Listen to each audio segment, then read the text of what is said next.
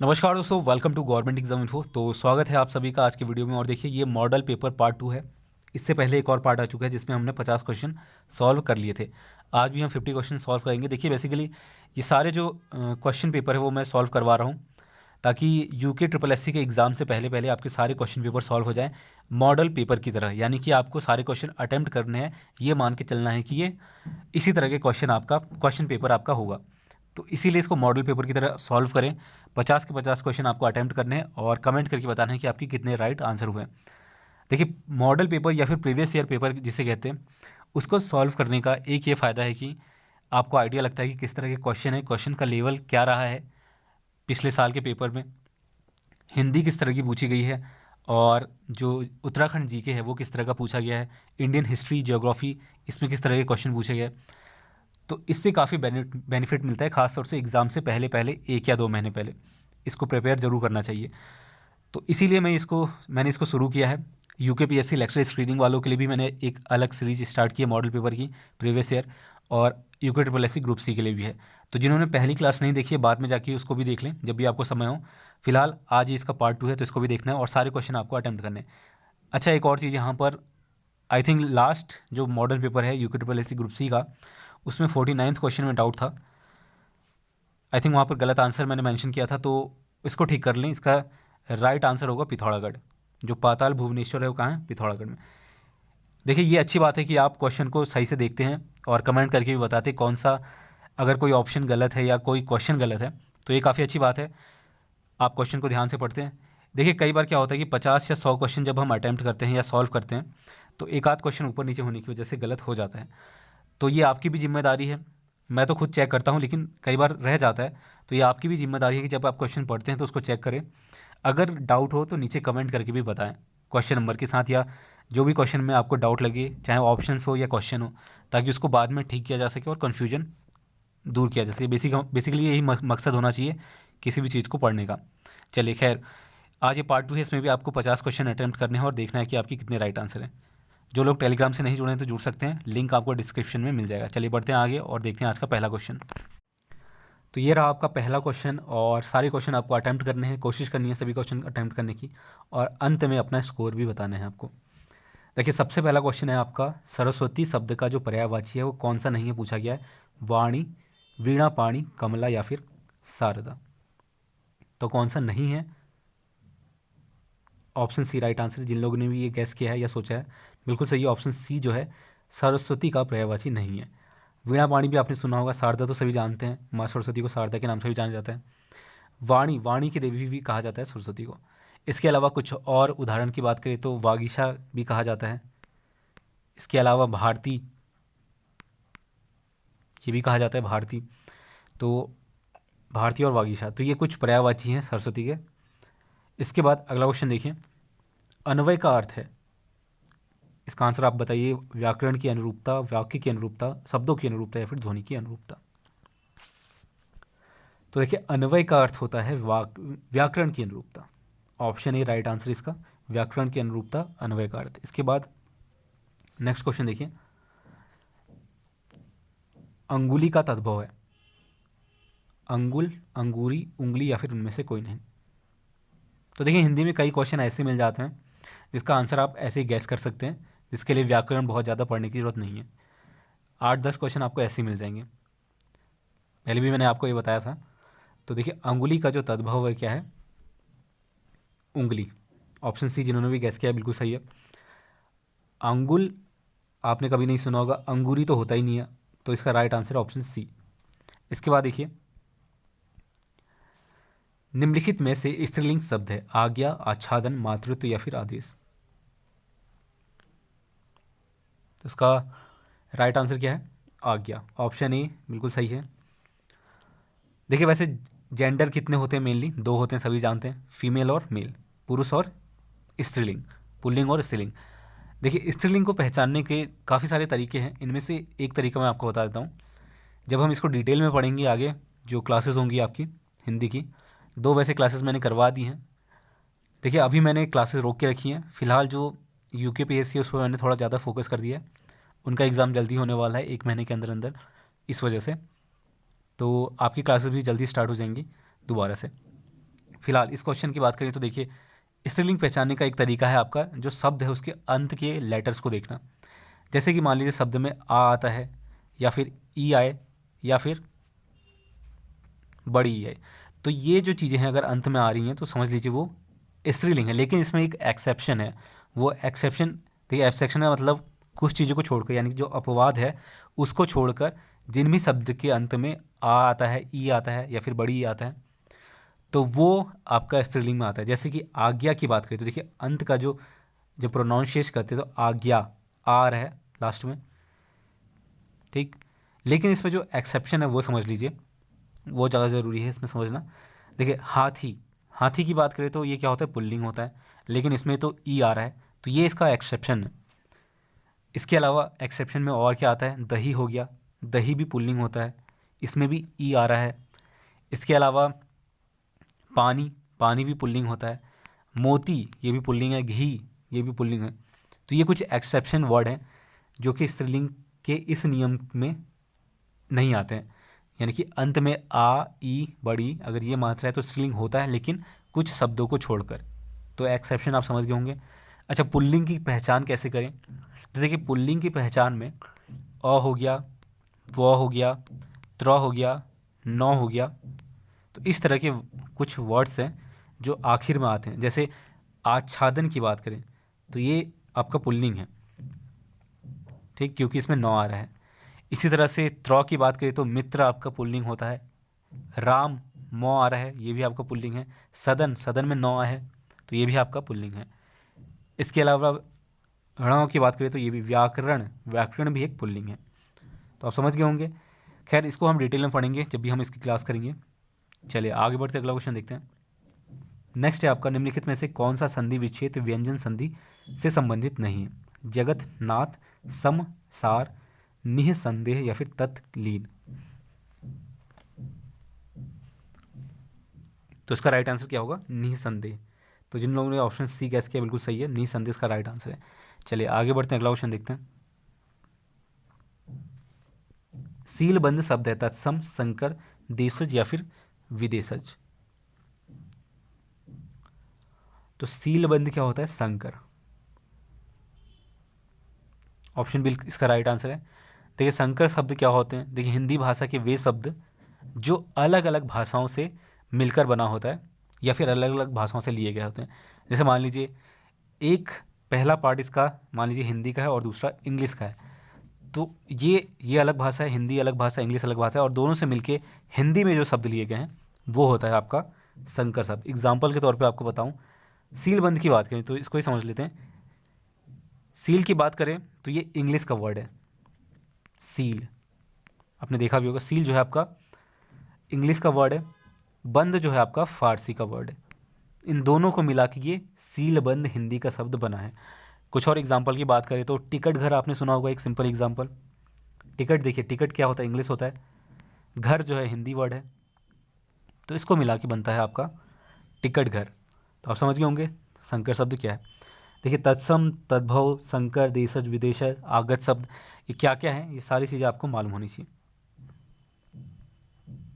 Exam point of से important है और सिलेबस में भी आपकी है। इसके बाद देखिए डिंगल पिंगल का संबंध है बंगाल से, पंजाब से, केरल से या फिर राजस्थान से। तो डिंगल पिंगल का संबंध है आपका राजस्थान से। ये है क्या? बेसिकली देखिए साहित्य हैं, राजस्थानी साहित्य हैं। डिंगल की बात करें तो ये पश्चिमी साहित्य है, जबकि पूर्वी साहित्य आपका पिंगल है। तो बस यही एक डिफरेंस है, तो इसको याद रखिएगा, राजस्थान से संबंधित है। अगला क्वेश्चन देखिए, अर्थ के आधार पर वाक्य के भेद होते हैं 8, 6, 2 या फिर 16। तो कितने होते हैं? 8 होते हैं, सभी जानते होंगे। ऑप्शन ए इसका राइट आंसर है। इसके बाद अगला क्वेश्चन देखिए, क्वेश्चन नंबर 9, अयोग वह वर्णों का प्रयोग होता है संयुक्त व्यंजन के रूप में, विसर्ग के रूप में, अनुस्वार, अनुनासिक के रूप में या फिर उपरोक्त में से कोई नहीं। तो जिसने भी ऑप्शन सी चूज करा है बिल्कुल सही है। अनुस्वार, अनुनासिक के रूप में अयोग वह वर्णों का प्रयोग होता है। तो ऑप्शन सी इसका राइट आंसर है। इसके बाद देखिए परिणामवाचक भेद हैं संज्ञा का, सर्वनाम का, कारक का, विशेषण का। तो इसका राइट आंसर क्या होगा? विशेषण का परिणामवाचक आपने सुना होगा, परिणामवाचक विशेषण होता क्या है ये? देखिए वैसे विशेषण होते कितने हैं, 8 होते हैं तो टोटल। नाम क्या क्या है बता देता हूँ, गुणवाचक, संख्यावाचक, परिणामवाचक, इसके अलावा सार्वनामिक विशेषण होता है, व्यक्तिवाचक विशेषण होता है, प्रश्नवाचक आपने सुना होगा, तुलन बोधक होता है, एक संबंधवाचक होता है। तो ये 8 विशेषण होते हैं। और परिणामवाचक क्या है? विशेषण का एक प्रकार है या भेद है। एग्जाम्पल के तौर पे बात करें तो परिणामवाचक को समझने के लिए सिंपल एग्जाम्पल है, मुझे 10 पुस्तकें ला कर दो, या फिर मुझे सामान्य ज्ञान की 10 पुस्तकें ला कर दो। तो इसका क्या मतलब हुआ? 10 जो है एक परिणाम को बता रहा है, क्वांटिटी, परिणाम, परिमाण, ठीक है, परिमाण, परिमाण कहते हैं, तो परिमाण को बता रहा है 10। तो इस वजह से ये एक एग्जाम्पल हो गया इसका। तो परिणामवाचक होता है आपका, परिमाणवाचक होता है विशेषण का भेद। इसके बाद संसद शब्द में संज्ञा है, जातिवाचक, भाववाचक, समूहवाचक और व्यक्तिवाचक। देखिए संज्ञा, सर्वनाम और विशेषण, इसके जितने भी इंपॉर्टेंट पॉइंट्स हैं, जितने भी प्रकार हैं, इन सबको अच्छे से पढ़ लेना। इससे 3-4 क्वेश्चन आपके डेफिनेटली बनने वाले हैं, जैसे कि इसमें भी आप देख सकते हैं। तो संसद शब्द में संज्ञा है, जातिवाचक है, भाववाचक है, समूहवाचक है या फिर व्यक्तिवाचक है। संसद मतलब क्या? पार्लियामेंट हो गया। पार्लियामेंट क्या होता है? जातिवाचक का संबंध है इससे। जातिवाचक तो मनुष्य होता है, मनुष्य को कहते हैं, कह सकते हैं जातिवाचक संज्ञा, क्योंकि ये पूरी मनुष्य जाति का बोध कराता है। भाववाचक, भाववाचक की बात करें तो ये भी नहीं होगा।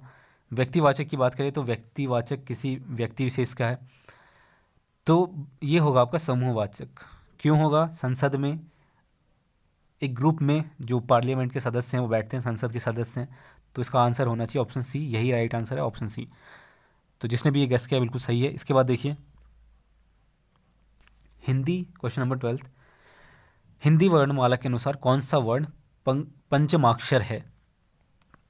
यानी कि आपने देखा होगा क, ख, ग, घ, तो ये जो है इसमें कौन सा पंचम, 5वें स्थान पर आता है, पंचमाक्षर है? चौ है, डॉ है, ध है या फिर मौ है? चौ की बात करें तो चौ, छ, जौ, झ, ण, ये नहीं है। डॉ भी नहीं है। टॉ, ठ, डॉ ये तीसरे नंबर पर आ गया। त, थ, द, ध ये 4th नंबर पर आ गया। पंचमाक्षर इसमें मौ है, प, फ, ब, भ, म। तो देखिए लेटर्स जो हैं उसके पोजीशन से भी क्वेश्चन पूछा जाता है। तो पंचमाक्षर कौन सा है? मौ। इसके बाद देखिए भक्तिन महादेवी वर्मा की किस विद्या की रचना है? अब एक चीज़ यहाँ पर मैं बताना चाहता हूँ, जितने भी प्रमुख लेखक हैं या कवयित्री हैं, जैसे महादेवी वर्मा पर बार बार क्वेश्चन आता है, या तो कई बार इनके इम्पॉर्टेंट जो इनकी कृतियाँ हैं उस पर क्वेश्चन पूछ लिया जाता है, इनका जन्म कहाँ हुआ था ये पूछ लिया जाता है। जैसे यहाँ पर पूछ लिया गया कि भक्तिन महादेवी वर्मा की किस विधा की रचना है, ये पूछ लिया गया। तो इनकी जितनी भी प्रमुख रचनाएँ हैं, महादेवी वर्मा कौन थी, कहाँ से आती हैं, और इनके बारे में जो भी इंपॉर्टेंट पॉइंट्स है वो आपको मालूम होना चाहिए, और ख़ास तौर से इनकी जो प्रमुख रचना है और इसके अलावा जो प्रमुख कवि हैं उन पे भी क्वेश्चन आपका डेफिनेटली बनने वाला है। तो भक्तिन महादेवी वर्मा की किस विद्या की रचना है? आत्मकथा, जीवनी, कहानी या फिर संस्मरणात्मक रेखाचित्र? संस्मरणात्मक रेखाचित्र, ऑप्शन डी ही इसका राइट आंसर है, संस्मरणात्मक रेखाचित्र। अच्छा देखिए महादेवी वर्मा के बारे में थोड़ा सा जान लेते हैं, क्योंकि इससे क्वेश्चन बार बार बना है तो आपको बेनिफिट होगा इसका। सबसे पहले इनका जन्म कब हुआ था? कई बार पूछ लिया जाता है। 1907 में ये हुआ था इनका जन्म। कहाँ हुआ था? फर्रुखाबाद में। देखिए इनकी मृत्यु हुई थी 1987 में, और इनकी मृत्यु के बाद इनकी एक पुस्तक प्रकाशित हुई थी जिसका नाम है अग्निरेखा, 1990 में। अच्छा इनकी प्रमुख पुस्तकों की बात करें, अच्छा उससे पहले हम बात कर लेते हैं इनके जो प्रमुख पुरस्कार मिले हैं या जो सम्मान मिला है इनको। सबसे पहले 1956 में इनको एक सम्मान मिला था, वो था आपका पद्म भूषण। तो अगर कभी पूछ लिया जाए कि जो महादेवी वर्मा इनको इनमें से किस सम्मान से सम्मानित किया गया है और 3 गलत ऑप्शन और 1 राइट दिया जाए, तो आपको मालूम होगा कौन कौन से सम्मान दिए गए हैं इनको या पुरस्कार मिले हैं, तभी आप इसका आंसर कर पाएंगे। तो 1956 में इनको मिला था पद्म भूषण। दूसरा नोट कर लीजिए 1982, नोट कर लीजिए या फिर याद कर लीजिए, 1982 में इनको मिला था ज्ञानपीठ पुरस्कार। ये भी क्वेश्चन पूछा जा सकता है, इंपॉर्टेंट है। 1988 में क्या मिला था इनको? पद्म विभूषण। तो ये भी आप याद रखिएगा, ठीक, तो इम्पॉर्टेंट है। चलिए इसके बाद अगला क्वेश्चन देखते हैं। अच्छा, इसमें एक और चीज़ रह गया है, इनकी प्रमुख कृतियाँ मैंने नहीं बताई हैं, तो इनको भी आप नोट कर सकते हैं। इन्होंने निहार नामक एक कविता लिखी थी, वो लिखी थी इन्होंने 1930 में। 1932 में इन्होंने रश्मि लिखी है। नीरजा नामक इन्होंने कविता लिखी है 1934 में। सांझी गीत की बात करें तो 1936। दीपा शिक्षा की बात करें तो 1942 में। सप्तवर्णा की बात करें तो 1951। और अग्नि परीक्षा मैंने बता दिया स्टार्टिंग में, इनके मरणोपरांत 1990 में ये रिलीज़ हुआ था, या आप कह सकते हैं पुस्तक के रूप में ये प्रकाशित हुआ था। चलिए आगे बढ़ते अगला क्वेश्चन देखते हैं। इसके बाद देखिए, निम्नलिखित में से विशेषण है ईमानदार, कुशल, पराक्रमी या फिर अत्यंत। प्रविशेषण है पूछा गया, तो क्या है? ईमानदार, कुशल, पराक्रमी या फिर अत्यंत। तो प्रविशेषण क्या होता है? देखिए सबसे पहले इसका राइट आंसर है ऑप्शन डी। प्रविशेषण का मतलब होता है विशेषण का विशेषण। जैसे एग्जाम्पल के तौर पे समझाऊं तो देखिए, जैसे कि पहाड़ी व्यक्ति बड़े साहसी होते हैं, तो ये एक एग्जाम्पल है इसका। इसमें साहसी तो विशेषण है, लेकिन बड़े भी एक विशेषण है। साहसी की विशेषता बड़ी, यानी कि बड़े साहसी होते हैं पहाड़ी व्यक्ति। तो इस वजह से अत्यंत भी है, जैसे कि वो अत्यंत खुश रहता है, या कुछ भी आप एग्जाम्पल बना सकते हैं। तो अत्यंत खुश होना एक विशेषता है, लेकिन अत्यंत खुश होना प्रविशेषण आ जाता है। तो आप समझ गए होंगे, सिंपल है। चलिए आगे बढ़ते हैं, अगला ऑप्शन देखते हैं। तो देखिए इसके बाद है आपका निम्नलिखित में से देशज शब्द है झोला, क्षण, अखबार या फिर नमक। तो क्या राइट आंसर होगा इसका? झोला। तो ऑप्शन ए जिन्होंने भी सोचा है बिल्कुल सही है, झोला इसका राइट आंसर है। इसके बाद देखिए, अब देखिए ये जो क्वेश्चन है वो लोकोक्ति पर पूछा गया है। आपके दो क्वेश्चन, या कई बार एक कई बार दो डेफिनेटली, या फिर एक तो पक्का ही पूछ लिया जाता है हिंदी में।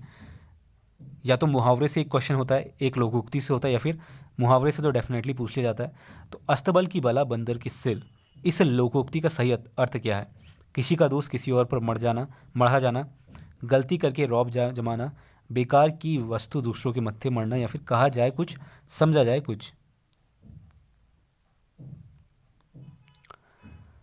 तो इसका राइट आंसर है ऑप्शन ए, किसी का दोष किसी और पर मढ़ देना, यानी कि अस्तबल की जो बला है वो बंदर के सिर। ठीक, तो ये राइट आंसर है, किसी का दोष किसी और पर मढ़ा जाना। इसके बाद देखिए अगला क्वेश्चन, क्वेश्चन नंबर 17। अब देखिए, अभी मैंने बताया था कि जो भारत के प्रमुख कवि या कवयित्री हैं उनके बारे में आपको जानकारी होनी चाहिए, अगर हिंदी में आप 20 में से 20 लाना चाहते हैं। इसी तरह से उत्तराखंड के जितने भी प्रमुख कवि हुए हैं और उनकी जो भी प्रमुख रचना है और उनका संबंध कहाँ से और उनका जन्म कब हुआ था, ये सारी चीज़ें जो मैं बता रहा हूँ ये आपको मालूम होनी चाहिए। 17 क्वेश्चन में पूछा गया है कि शेखर जोशी की रचना कौन सी है? पहाड़, कोसी का घटवार, पंच परमेश्वर या फिर सोने का किला। तो कौन सा है? कोसी का घटवार। शेखर जोशी की बात करें तो इनका जन्म कहाँ हुआ था? अल्मोड़ा गांव ओलिया में। कब हुआ था? 1932 में, सितंबर 1932 में। अब देखिए, मान लीजिए इसमें कुछ और ऑप्शन दे दिया गया था, कोसी का घटवार, इसके अलावा मान लीजिए यहाँ पर दिया गया होता मेरा पहाड़, तो मेरा पहाड़ भी इन्होंने ही लिखा है। तो इनकी सारी जो इंपॉर्टेंट कृतियाँ हैं वो आपको मालूम होनी चाहिए। सिर्फ इनकी ही नहीं, जितने भी उत्तराखंड के प्रमुख लेखक हैं उनकी आपको मालूम होनी चाहिए। इनके कुछ प्रमुख लेख हैं उनको मैं बता देता हूँ। पहला तो ये हो गया कोसी का घटवार, इसके बाद मेरा पहाड़, इसके बाद हो गया आपका साथ के लोग, ये भी इनकी एक प्रमुख है और प्रमुख कृति है। इसके अलावा एक पेड़ की याद, इसके अलावा नौरंगी बीमारी है। तो ये कुछ इनकी प्रमुख रचनाएं हैं, तो इनको आप चाहें तो नोट कर लीजिए या फिर अपने दिमाग में बैठा लीजिए। चलिए आगे देखते हैं अगला क्वेश्चन, क्वेश्चन नंबर 18। निम्नलिखित में से आगत शब्द है तुंद, द्विप्रहर, दुवरा या फिर अखबार। तो आगत शब्द कौन सा है? अखबार। ऑप्शन डी इसका राइट आंसर है, अखबार। इसके बाद देखिए क्वेश्चन नंबर 19। यह लड़का शरारती है, इस वाक्य में यह शब्द है सार्वनामिक विशेषण, पुरुषवाचक सर्वनाम, अनिश्चयवाचक सर्वनाम या फिर कर्मकर्ता सर्वनाम। तो क्या है यह शब्द? क्या है इसमें? सार्वनामिक विशेषण। ऑप्शन ए जिन्होंने भी सोचा है बिल्कुल सही है, सार्वनामिक विशेषण। इसके बाद 20वां क्वेश्चन देखिए, निम्नलिखित में से एक अक्षरी है भाषा, श्वास, महिला या फिर कमल। तो ये है आपका श्वास। तो ऑप्शन बी इसका राइट आंसर है। चलिए नेक्स्ट क्वेश्चन देखते हैं। देखिए क्वेश्चन देख के आप समझ गए होंगे ये कौन सा पेपर है। हाल ही में जो एग्ज़ाम हुआ है फॉरेस्ट गार्ड का री एग्ज़ाम जो है उनका ये पेपर है, थर्ड शिफ्ट वाल का। तो देखिए रीसेंट जितने भी पेपर है वो तो मैं कराऊंगा ही, लेकिन पुराने जितने भी पेपर हैं वो भी मैं यहाँ पर करवाऊंगा आपके। जैसे कि जो लास्ट वीडियो था वो जो पेपर था आपका 2015 के आसपास का पेपर था, 2016 या 15 के आसपास का पेपर था ग्रुप सी का। ये जो है 2021 का पेपर है। तो देखिए हर तरह के क्वेश्चन यहाँ पर आपको देखने को मिलेंगे। तो इसीलिए इसका पर्पज़ यही है कि सारे तरह के क्वेश्चन, किस तरह के क्वेश्चन पूछे गए हैं पिछले सालों में, 3-4 साल पहले क्या पूछा जाता था, अभी क्या पूछा जा रहा है, लेवल कितना इंक्रीज़ हुआ है, कितने डिफिकल्ट क्वेश्चन पूछे जा रहे हैं, कितने ईजी क्वेश्चन पूछे जा रहे हैं, इस सभी का आइडिया आपको इससे लग जाएगा। तो अटैम्प्ट कीजिए सारे क्वेश्चन। अगला क्वेश्चन देखिए, उत्तराखंड में दुर्लभ वन्य प्राणियों की सुरक्षा हेतु किस स्थान को अभ्यारण्य के रूप में विकसित किया गया है? विंसर, ताड़ी खेत, शीतला खेत या फिर रानी खेत? तो इसका राइट आंसर क्या होगा? विंसर। सुना होगा आपने विंसर। इसका जो निकटतम शहर है वो कौन सा है? अल्मोड़ा। एरिया की बात करें तो इसका एरिया कितना है? 45.51 किलोमीटर स्क्वायर। समुद्र तल से ऊंचाई की बात करें तो ये है आपका 2420 मीटर। तो विंसर अभ्यारण्य जो है वो विकसित किया गया है दुर्लभ वन्य प्राणियों की सुरक्षा के लिए।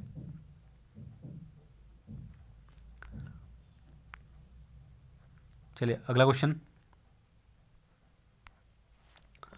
भारत में दल विहीन लोकतंत्र का सुझाव दिया गया, किसके द्वारा दिया गया? डॉक्टर राम मोहन लोहिया द्वारा, विनोबा भावे। अब देखिए ये मॉडर्न हिस्ट्री का क्वेश्चन है या कह सकते हैं पॉलिटी का क्वेश्चन है, तो इन पर भी आपको फोकस करना है। अभी देखिए कुछ लोगों को लग रहा होगा कि एक या दो क्वेश्चन के लिए हम क्यों प्रिपेयर करें पॉलिटी या फिर इंडियन हिस्ट्री को। देखिए जो इन चीज़ों को प्रिपेयर करके जाएगा वही मेरिट में आएगा। ये मान के चलिए उत्तराखंड जी के सभी पढ़ते हैं, जनरल हिंदी सभी पढ़ते हैं, लेकिन इन चीज़ों को एडिशनल थोड़ा सा समय देना काफ़ी ज़रूरी होता है मेरिट में आने के लिए। देखिए 1 या 2 नंबर से जो बच्चे रह जाते हैं उनको इस बात को समझ पाएंगे वो, जिनका 1 या 2 नंबर से रह जाता है। तो ऐसे ही क्वेश्चन होते हैं जो मेरिट में आपको ले आते हैं। उत्तराखंड जी के सभी ने बार बार पढ़ी है, लेकिन जहाँ तक मैं समझता हूँ ग्रुप सी के लिए इंडियन हिस्ट्री आप लोगों ने काफ़ी कम पढ़ी होगी। तो ज़्यादा समय नहीं देना है, ज़्यादा समय प्राथमिकता आपको उत्तराखंड जीके को ही देनी है, उत्तराखंड जीएस को ही देनी है, उत्तराखंड हिस्ट्री को ही देनी है। उसके बाद आप इसको पढ़ सकते हैं। तो बिल्कुल इग्नोर करना भी सही नहीं है। तो ये बात मैं कहना चाहता हूँ बस यहाँ पर।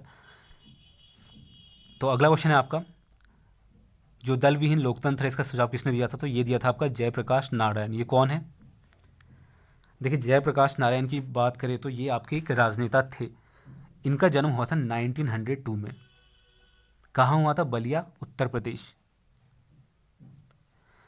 ये राजनेता के साथ साथ एक स्वतंत्रता संग्राम सेनानी भी थे। तो इसमें इंपॉर्टेंट चीज़ क्या है? देखिए इनको भारत रत्न दिया गया था मरणोपरांत। तो ये भी याद रखिएगा कब दिया गया था? 1999 में। अच्छा इनको और कौन से पुरस्कार मिले हैं? देखिए 1965 में इन्हें मैग्सेसे पुरस्कार भी मिला है, ठीक है, 1965 में। इसके अलावा अगर बात करें तो देखिए इनके नाम पर कई सारी चीज़ें हैं, जैसे कि जो हवाई अड्डा है एक इनके नाम पर, क्या नाम है? जयप्रकाश नारायण हवाई अड्डा इनके नाम पर ही है। इसके अलावा दिल्ली में एक अस्पताल भी इनके नाम पर है। तो खैर इसमें जो जो चीज़ें हैं वो मैंने बता दी हैं। और दल विहीन लोकतंत्र का सुझाव दिया था जयप्रकाश नारायण द्वारा। चलिए नेक्स्ट क्वेश्चन देखिए, टिहरी राज्य प्रजामंडल की स्थापना हुई थी, किसके द्वारा हुई थी और कब हुई थी? ये भी पूछा जा सकता है। तो फिलहाल यहाँ पर पूछा गया है कि ये जो प्रजामंडल है इसकी स्थापना कहाँ हुई थी, बेसिकली पूछा गया है। टिहरी में, नरेंद्र नगर में, देहरादून में या फिर उपरोक्त में से कोई नहीं। तो ये है आपका देहरादून में। किसने की थी अगर पूछ लिया जाए तो श्रीदेव सुमन द्वारा किया गया था 1939 में। ठीक, तो ऑप्शन सी इसका राइट आंसर है। इसके बाद देखिए, किस शासक ने सोमपुर महाविहार का निर्माण कराया था? कुमारगुप्त प्रथम, हर्ष, धर्मपाल या फिर विजयसिंह? तो किसने करवाया था? धर्मपाल ने करवाया था। धर्मपाल कौन था? पाल वंश का द्वितीय राजा था। तो ये भी याद रखिएगा, ये भी इंडियन हिस्ट्री का क्वेश्चन है। कब करवाया था? तो 8वीं सदी या फिर 8th सेंचुरी में करवाया था। ठीक, तो ये भी याद रखिएगा। देखिए 2 क्वेश्चन यहाँ पर इंडियन हिस्ट्री के पूछ गए हैं, रिसेंट जो एग्ज़ाम हुआ है इसमें पूछे गए हैं। इसके बाद देखिए निम्न में से कौन सा रेल मार्ग उत्तराखंड का नहीं है। तो देखिए मुरादाबाद आ गया है, तो ये है। हरिद्वार वाला भी है, आप लोग कई बार गए भी होंगे रेल से, ट्रेन से। काशीपुर, खटीमा, टनकपुर, ये नहीं सुना होगा आपने। काठगोदाम और हल्द्वानी और बरेली तो है ही। तो ऑप्शन सी होगा इसका राइट आंसर। कौन सा रेल मार्ग उत्तराखंड का नहीं है? काशीपुर, खटीमा, टनकपुर। ठीक। इसके बाद देखिए निम्नलिखित में से किस क्षेत्र में मैंग्रोव वन पाए जाते हैं? गंगा डेल्टा, कावेरी डेल्टा, महानदी या फिर गोदावरी डेल्टा। तो ये आपका पाया जाता है कावेरी डेल्टा। ऑप्शन बी इसका राइट आंसर है। इसके बाद देखिए ये आपने पढ़ा है, बार बार पढ़ा है, कॉमन पिकॉक, राज्य की तितली। ठीक है, सीधे आगे बढ़ते हैं इसमें, इसका आंसर सभी को मालूम होगा। इसके बाद अगला क्वेश्चन देखिए, अगला क्वेश्चन है डालियो दगड़िया। डालियो का दगड़िया गैर सरकारी संस्था जो एनजीओ होता है, इसका जिसका नाम था डालियो दगड़िया, इसका जो संस्थापक है, इसके जो संस्थापक कौन थे? चंदी प्रसाद भट्ट, गौरा देवी, दामोदर राठौर या फिर नारायण सिंह नेगी। तो इस एनजीओ की जो स्थापना की थी वो की थी चंडी प्रसाद भट्ट ने। ऑप्शन ए राइट आंसर है। देखिए चंडी प्रसाद भट्ट पर अलग अलग टाइप के क्वेश्चन आते हैं। ठीक है, कई बार ये पूछ ले जाते हैं कि इनको कौन सा पुरस्कार मिला था, इनका जन्म कहाँ हुआ था। तो इम्पॉर्टेंट व्यक्ति हैं ये, तो इनके बारे में अच्छे से। वैसे गौरा देवी पर भी क्वेश्चन पूछा गया है। ठीक, चलिए आगे बढ़ते हैं, अगला क्वेश्चन देखते हैं। देखिए 29वां क्वेश्चन आई थिंक यूकेपीएससी में भी ये कई बार पूछा गया है, पता नहीं, मुझे ऐसा लग रहा है। कोई पेपर तो मैंने देखा था यूकेपीएससी का जिसमें पूछा गया था। मौद्रिक नीति का उद्देश्य है आंतरिक मूल्य स्तर का स्थिरीकरण, मुद्रा की तटस्थता, आर्थिक विकास या फिर अधिक आर्थिक विकास या फिर उपरोक्त सभी। तो मौद्रिक नीति का उद्देश्य क्या होगा? उपरोक्त सभी होगा। ठीक है, ऑप्शन डी इसका राइट आंसर है। इसके बाद अगला क्वेश्चन, मौला राम की चित्रकला प्रसिद्ध है कांगड़ा शैली के लिए, बसोली शैली के लिए, गुलेर शैली के लिए या फिर गढ़वाल शैली के लिए। तो ये है आपका गढ़वाल शैली के लिए प्रसिद्ध है। ऑप्शन डी इसका राइट आंसर है। इसके बाद देखिए जो कंप्यूटर है वो बहुत ही बेसिक क्वेश्चन पूछे जाते हैं उससे, जैसे कि आप लोग जो भी कंप्यूटर यूज़ करते हैं उनको ये डेफिनेटली मालूम होगा, जो नहीं भी करते होंगे उनने जब भी यूज़ करा होगा उन्होंने इसका यूज़ ज़रूर किया होगा। जो डॉक्यूमेंट है उसके सभी चीज़ों को एक साथ सेलेक्ट करने के लिए कौन सा की प्रेस किया जाता है या फिर कौन सा शॉर्टकट है? शॉर्टकट की कौन सा है इसमें से? कंट्रोल ई, कंट्रोल एस, कंट्रोल एच या फिर कंट्रोल ए। तो कंट्रोल ए यूज़ करते हैं। ठीक, तो ऑप्शन ए इसका राइट आंसर, कंट्रोल ए। इसके बाद देखिए ये भी इजी क्वेश्चन है, लीसा निम्नलिखित में से किस पेड़ का जैव उत्पाद है? देवदार, साल, चीड़ या फिर बांज। तो चीड़ आप सभी ने देखा है, लीसा जो है चीड़ पे का एक जैव उत्पाद है। इसके बाद देखिए रीजनिंग काफ़ी सिंपल पूछी गई है, इसमें कुछ ज़्यादा डिफिकल्ट नहीं है। देखिए रीजनिंग की क्लासेस मैंने अभी शुरू नहीं की हैं, तो कोशिश करूँगा जल्दी शुरू करने की। देखिए रीजनिंग क्योंकि काफ़ी कम नंबर पूछे जाते हैं यूके ट्रिपल एस सी में खास तौर से। ठीक है, 5-6 या कई बार 8-6-7 क्वेश्चन मान के चलिए पूछे जाते हैं, 5-6 क्वेश्चन। तो इस वजह से मैंने इसको लास्ट के लिए रखा है, जब एग्ज़ाम आने वाला होगा आपका तो उससे 15-20 दिन पहले इसको हम स्टार्ट कर लेंगे। छोटा सा टॉपिक है, बहुत ज़्यादा है नहीं, तो इस वजह से मैंने इसको छोड़ा है अभी। तो देखिए इसका आंसर क्या है? Option D, I/20। इसमें कौन सा लॉजिक लगा सकते हैं या लगा है? देखिए पहला तो ये देखिए, ए और बीच का लेटर बी छोड़ के सी दिया गया है, उसके बाद सी के बाद डी को छोड़ के ई दिया गया है। ये जो है जिग जैग पाथ बनाकर अगर आप देखें तो बी नहीं दिया गया, सी दिया गया है, डी नहीं दिया गया, ई दिया गया है, ई के बाद एफ नहीं दिया गया, जी दिया गया है, जी के बाद क्या होता है? एच नहीं दिया गया है, आई होगा। तो आई वाला आपको एक ये दिख रहा है और एक ये दिख रहा है। इसके बाद आप क्या करेंगे? दूसरी तरफ से कर सकते हैं इसको समझने के लिए। ये पहला लेटर्स के लिए था, दूसरा न्यूमेरिक वैल्यू जो दी है, 28 से 2 कम 26, 26 से 2 कम 24, 24 से 2 कम 22, 22 से 2 कम 20। तो 20 एक ही ऑप्शन में है आई के साथ, तो ऑप्शन डी इसका राइट आंसर है। ये थोड़ा सा लॉजिक लगाना पड़ता है इसमें, बाकी कुछ है नहीं रीजनिंग ज़्यादा खास। अगला क्वेश्चन देखिए, मेन फोकस तो आपका उत्तराखंड जी के और हिस्ट्री वगैरह में होना चाहिए, इंडियन हिस्ट्री में। इसके बाद देखिए ब्रह्मदेव संबंधित था कुणिंद वंश, चंद वंश, पंवार वंश या फिर कत्यूरी वंश। तो कुणिंद माफ़ कीजिएगा, कत्यूरी वंश से ये संबंधित थे ब्रह्मदेव। इसके बाद अगला क्वेश्चन, निम्नलिखित में से क्या सही है? Badminton, drop service, snooker, small, triple jump.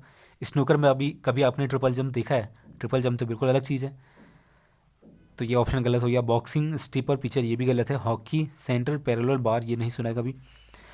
तो बैडमिंटन ड्रॉप सर्विस होता है बैडमिंटन, तो ये बिल्कुल सही है, ऑप्शन है आपका। चलिए आगे बढ़ते हैं, अगला क्वेश्चन देखते हैं। देखिए, उद्गम स्थल पर हर बार क्वेश्चन आता है, कई बार 2-3 क्वेश्चन पूछ ले जाते हैं, कई बार 1 या 2 पूछे जाते हैं। तो उद्गम स्थल आपको हर एक प्रमुख नदी का, इवन जो सहायक नदियाँ हैं उसकी भी आपको, खैर सहायक नदी तो खैर जो प्रमुख नदी है उससे ही निकल कर आती है। तो देखिए, अलकनंदा नदी का उद्गम स्थल कौन सा है बताना है आपको। Gaumukh glacier, Satopanth glacier, Pindari glacier या फिर कफनी ग्लेशियर। तो पिंडारी ग्लेशियर से तो पिंडर नदी है। संतोपंथ इसका राइट आंसर है, ऑप्शन बी। अलकनंदा नदी का जो उद्गम है वो है संतोपंथ ग्लेशियर, तो याद रखिएगा इसको। चलिए नेक्स्ट है अब आपका क्वेश्चन। उत्तराखंड की प्रादेशिक भाषा में भूकंप के बारे में जन जागरूकता हेतु बनी फिल्म चक्रचाल, डांडी, कांठी, गोदमा, कौथी या फिर उपरोक्त में से कोई नहीं। तो देखिए, कुछ ऐसी फिल्में जो उत्तराखंड की भाषा में बनी हैं, जो कि समाज के मुद्दों को या फिर समाज में जो प्रमुख घटनाएं हैं उसके बारे में बताती हैं, तो उन फिल्मों को भी आपको उनके बारे में जानकारी होनी चाहिए बेसिक। कई बार पूछ लिया जाता है, वैसे जनरली इस तरह के क्वेश्चन कम ही देखने को मिलते हैं। खैर देख लेते हैं इसका आंसर क्या है। इसका आंसर है आपका डांडी, कांठी, गोदमा, ऑप्शन 20 का राइट आंसर है 37 का। इसके बाद देखिए, इंडियन कॉन्स्टिट्यूशन इंपॉर्टेंट है। पॉलिटी हो गया, इंडियन कॉन्स्टिट्यूशन हो गया और इंडियन हिस्ट्री, इन सभी के मिला के अगर बात की जाए तो ये 15 से 17 या 18 क्वेश्चन बन जाते हैं 100 में से। ठीक, तो भारतीय संविधान के किस अनुच्छेद में न्यायिक पुनरावलोकन की शक्ति दी गई है? अनुच्छेद 13, 14, 19 या फिर 21 में।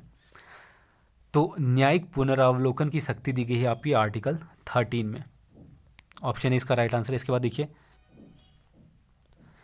उत्तर प्रदेश में पृथक पर्वतीय राज्य परिषद का गठन हुआ 1973, 55, 50 या 48 में। तो ये हुआ था आपका 1973 में। इसके बाद देखिए, चरक सदस्य था, किसका सदस्य था? गौतमी पुत्र सातकर्णी राज दरबार का, नपाहन राज दरबार का, कनिष्क का या फिर रुद्रमान दरबार का। तो कनिष्क का था, इंडियन हिस्ट्री का क्वेश्चन है अगेन। ठीक, इसके बाद देखिए 41 क्वेश्चन है, निम्नलिखित में से कौन सा दून उत्तराखंड का भाग नहीं है? कोटा दून, पतली दून, बाटा दून या फिर हरकी दून। तो बाटा दून नहीं है, ऑप्शन सी इसका राइट आंसर है। इसके बाद देखिए, अब देखिए ये क्वेश्चन मैंने ज्योग्राफी में ऑलरेडी करवा दिया है, तो जिन लोगों ने वो वीडियो देखा होगा उन्होंने इसका आंसर भी किया होगा अपने एग्ज़ाम में। लूसेंट की जो सीरीज़ है, आई थिंक मैंने उसमें बताया था, या शायद यूकेपीएससी की किसी क्लास में बताया था। पृथ्वी के गोल होने के कारण 180 डिग्री देशांतर रेखा का क्या नाम दिया गया है? क्या दिया गया है? अंतर्राष्ट्रीय तिथि रेखा, ऑप्शन सी इसका राइट आंसर है। इसके बाद देखिए अगला क्वेश्चन, राष्ट्रीय शीत जलीय मत्स्य पालन शोध केंद्र स्थित है नैनीताल में, देहरादून में, नैनीताल में, माफ कीजिएगा भीमताल में या फिर उत्तरकाशी में। तो पहला ऑप्शन है मुक्तेश्वर नैनीताल में या फिर भीमताल नैनीताल में, इसी में डाउट है। तो भीमताल में है, ये सभी जानते होंगे, अगर आप कहीं गए होंगे यहाँ पर नैनीताल में गए होंगे तो आप यहाँ पर गए होंगे। भीमताल में है ये, याद रखिएगा बस इतना।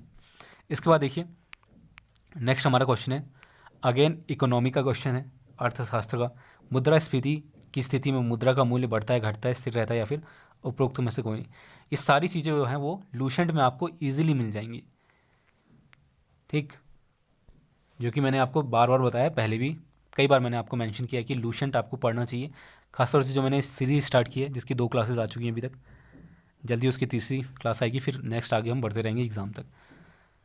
तो मुद्रास्फीति की स्थिति में मुद्रा का मूल्य क्या है? घटता है। ठीक, चलिए आगे बढ़ते हैं, अगला क्वेश्चन देखते हैं। सौंग नदी सहायक नदी है किसकी है? गंगा की, ब्रह्मपुत्र, कावेरी या फिर उपरोक्त में से कोई नहीं। तो सौंग नदी आपकी किसकी सहायक नदी है? गंगा की। इसके बाद अगला क्वेश्चन देखिए, ये बिल्कुल सिंपल क्वेश्चन है। तो कंप्यूटर में इस तरह के क्वेश्चन ही पूछे जाते हैं, हार्डवेयर से क्वेश्चन पूछा गया है। माउस के 2 बटनों के बीच स्थित व्हील जो होता है ना स्क्रॉल करने के लिए, कुछ इस तरह से रहता है यहाँ पर। तो ये जो व्हील है उसका जो काम है वो क्या है? तो स्क्रॉल करता है, सभी जानते हैं, पेज को स्क्रॉल करने के लिए इसका इस्तेमाल होता है। चलिए नेक्स्ट क्वेश्चन देखिए, गढ़वाल विश्वविद्यालय की स्थापना कब हुई थी? तो ये हुई थी आपकी 1973 में। इसके बाद नेक्स्ट है हमारा, राकेश की 3 पुत्रियां हैं और प्रत्येक पुत्री का एक भाई है, परिवार में कुल कितने पुरुष हैं? राकेश की 3 पुत्रियां हैं, मतलब परिवार में कुल व्यक्ति कितने होंगे? राकेश प्लस राकेश की वाइफ और 3 पुत्रियां और हर एक का एक भाई, तो 2 हैं। ठीक, 2 पुरुष हैं, समझ गए होंगे आप। पुरुष पूछा गया तो 2 पुरुष हैं। ऑप्शन 20 का राइट आंसर है। उत्तराखंड में स्पर्श गंगा अभियान प्रारंभ किया गया 2006 में, 9 में, 11 में या फिर 13 में? तो कब किया गया था ये? 2009 में। ऑप्शन 20 का राइट आंसर है। इसके बाद देखिए, आज का आखिरी क्वेश्चन है, बाकी जो क्वेश्चन है वो भी हम कर लेंगे किसी क्लास में। 10वां ब्रिक्स सम्मेलन 2018 आयोजित हुआ था जोहान्सबर्ग, दक्षिण अफ्रीका में, दिल्ली में, बीजिंग में या फिर मॉस्को में, रूस में? तो ये है आपका जोहान्सबर्ग, दक्षिण अफ्रीका में ब्रिक्स सम्मेलन हुआ था 10वां। ठीक, तो करेंट अफेयर से भी क्वेश्चन पूछ लिया गया है इनका। देखिए 2018 का भी पूछा गया है। तो देखिए करंट अफेयर्स की क्लास की बात करें तो इसके बारे में थोड़ा सा बता दूं। पिछले 3 महीनों के इंपॉर्टेंट सारे करंट अफेयर्स और 2020 के जो इम्पोर्टेंट करंट अफेयर्स है वो, और 2018-19 इसके जो कुछ इंपॉर्टेंट करेंट्स है उन सभी को मिला के एक मैराथन क्लास, ये कह सकते हैं कंबाइंड क्लास होगी, जो कि यूकेपीएससी के लिए और यूके-ट्रिपल-एससी के लिए दोनों के लिए काफ़ी बेनिफिट साबित होगी, यानी कि काफ़ी उससे आपको फ़ायदा मिलेगा। करंट अफेयर्स के क्वेश्चन आप कर लेंगे। वैसे यूके-ट्रिपल-एससी ग्रुप सी में देखा गया है कि कई बार कुछ ज़्यादा क्वेश्चन पूछे जाते हैं, कई बार कम भी क्वेश्चन पूछे जाते हैं करंट अफेयर से, जबकि यूकेपीएससी में काफ़ी क्वेश्चन करंट अफेयर से होते हैं। तो खैर ये इसका कराने का पर्पज़ आप समझ गए होंगे, मॉडल पेपर या फिर प्रीवियस ईयर पेपर जिसे कह सकते हैं। तो ताकि आपको आइडिया लगे किस तरह के क्वेश्चन रिसेंटली पूछे जाते हैं, पहले किस तरह के पूछे गए हैं। ठीक, तो सारे मॉडल पेपर आपको फॉलो करने, क्लासेज जो हैं वो आगे चलती रहेंगी, जो कोर्स के अकॉर्डिंग क्लासेज हैं। ठीक, तो वैसे मैंने अभी कुछ क्लासेस रोक के रखी है हिंदी वगैरह की, तो उसको भी हम कंप्लीट करेंगे। फिलहाल आपको ये मॉडल पेपर अटैम्प्ट करने सारे। तो बस आज के लिए इतना ही। उम्मीद करता हूँ आपको चीज़ें समझ में आएंगी। कोई डाउट है तो नीचे कमेंट करके मेंशन कर सकते हैं। तब तक के लिए धन्यवाद, मिलते हैं आपसे अगली वीडियो में।